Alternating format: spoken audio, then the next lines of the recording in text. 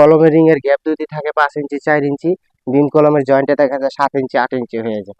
এতে কিন্তু আপনাদের বাড়ির ক্ষতি হইতে পারে। ভূমিকম্পের সময় বিম কলমের জয়েন্টে ক্ষতি হওয়ার সম্ভাবনা থাকে বেশি। তো বিম কলমের জয়েন্টে আপনারা এই রিংগুলো অবশ্যই দিয়ে দিবেন। এই যে রিংগুলো আছে এখানে দেখেন 5 ইঞ্চি করে এবারে যে রিংগুলো বাইন্ডিং করা হয়েছে। তো আপনাদের এই বিম কলমের জয়েন্টে কিন্তু 5 ইঞ্চি করেই থাকতে হবে, এবং কি আপনারা যারা 4 ইঞ্চি করে দেন 4 ইঞ্চি করেই থাকতে হবে। 5 ইঞ্চি হোক 4 ইঞ্চি হোক, এই বিম কলমের জয়েন্টে এই রিংগুলো কিন্তু আপনাদের সঠিক নিয়মে রাখতে হবে। কারণ ভূমিকম্পের সময় কিন্তু আপনাদের এই বিম কলমের জয়েন্টে ক্ষতি হওয়ার সম্ভাবনা থাকে বেশি। তাই অবশ্যই এই রিংগুলো আপনারা সুন্দর করে বাইন্ডিং করে দিবেন। এখানে প্রত্যেকটা কলমে সুন্দর করে রডগুলো বাইন্ডিং করা হচ্ছে।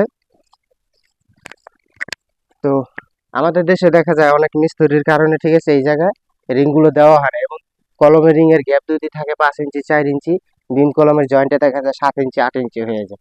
এতে কিন্তু আপনাদের বাড়ির ক্ষতি হইতে পারে। তো অবশ্যই আপনারা যখন এই কাজগুলো করাবেন খুবই ইঞ্জিনিয়ারিং তদারকি করে তারপরে বাড়ির কাজগুলো করানোর চেষ্টা করবেন। অনেকে দেখা গেছে ইঞ্জিনিয়ার রাখেন না।